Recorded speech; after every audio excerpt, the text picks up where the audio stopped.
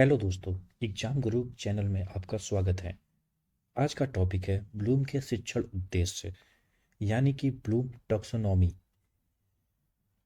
ये टॉपिक जो भी राज्यों के टेट सी टेट में काफ़ी पूछा जाता है, तो इसको बहुत ही अच्छे से हम लोग को पढ़ना है।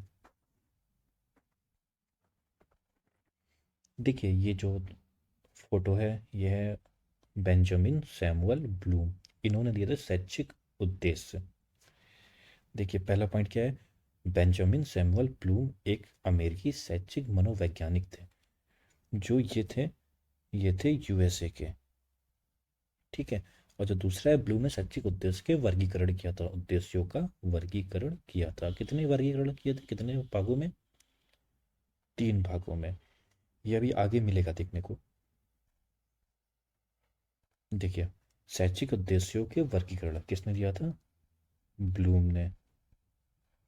कितने भागों में? 3 भागों में। पहला क्या है? संज्ञानात्मक क्षेत्र के उद्देश्य। दूसरा है भावनात्मक क्षेत्र के उद्देश्य। तीसरा है मनोगत्यात्मक क्षेत्र के उद्देश्य। ये 3 हैं। अब इनके बारे में हम लोग को पढ़ना है। हम लोग को वैसे तो 2 के बारे में पढ़ना है, लेकिन हमें 3 याद रखने हैं कि हाँ, ये 3 होते हैं। और जो उनके चरण हैं वो अलग अलग स्लाइड में देखने को मिलेंगे। जैसे पहले वाले में है 6 चरण, दूसरे वाले में है 5 चरण। बस यही दोनों पढ़ने हैं हम लोगों को।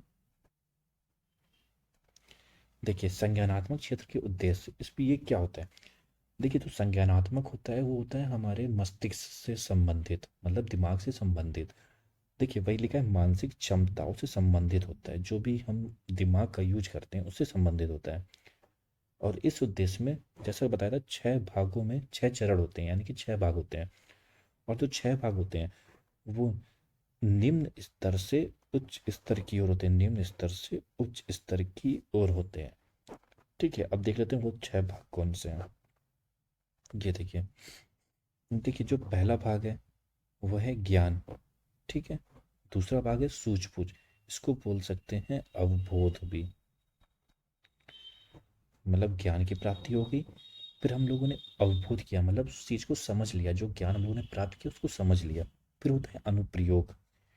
जो हम लोग को ज्ञान हुआ उसको समझ लिया, फिर उसके लिए उस पर हम लोगों ने प्रयोग किए। फिर आता है विश्लेषण। विश्लेषण क्या होता है?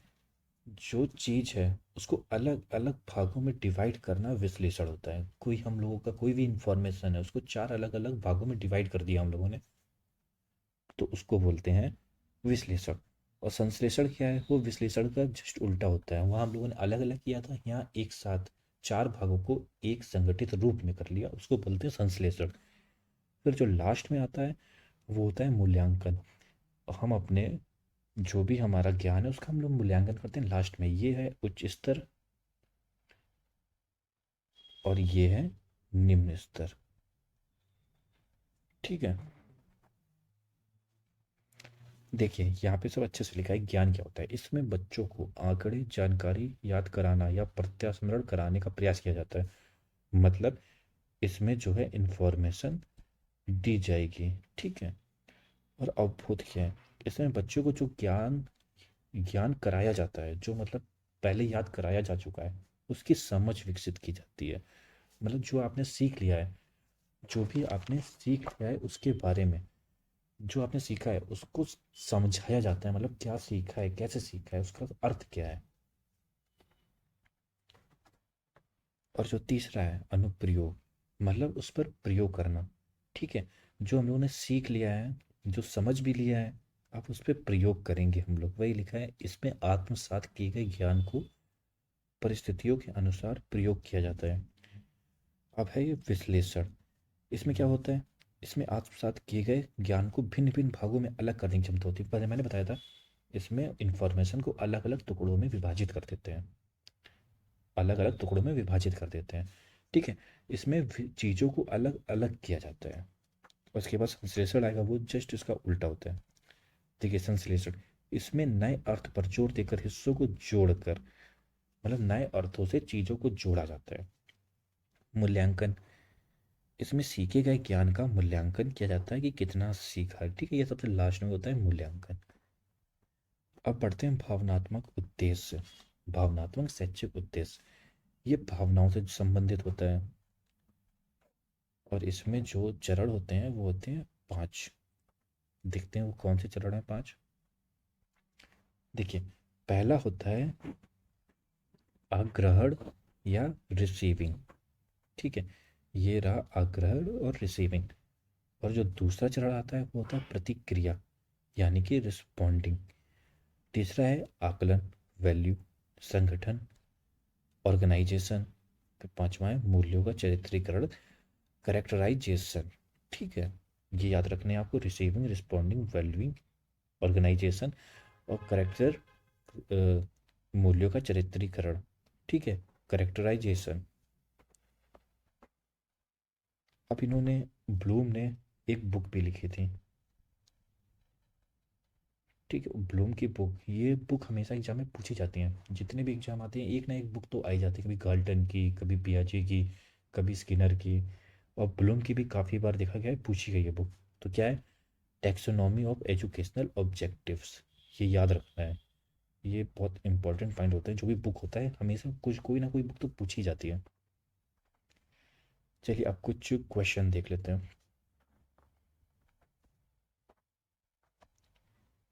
पहला क्वेश्चन, शिक्षा के उद्देश्यों में वर्गीकरण किया दिया गया है, किसके द्वारा दिया गया है वर्गीकरण? उद्देश्य, शिक्षा में उद्देश्यों का वर्गीकरण डेविड द्वारा, ब्लूम द्वारा, स्मिथ द्वारा या जॉन डेवी द्वारा? किसके द्वारा दिया गया है? बीएस बेंजामिन ब्लूम द्वारा, बीएस ब्लूम। यह है क्वेश्चन नंबर 2। ब्लूम की वर्गीकी के 3 ज्ञान क्षेत्र कौन से थे? 3 ज्ञान क्षेत्र कौन से थे? हम लोग ने क्या पढ़ा था?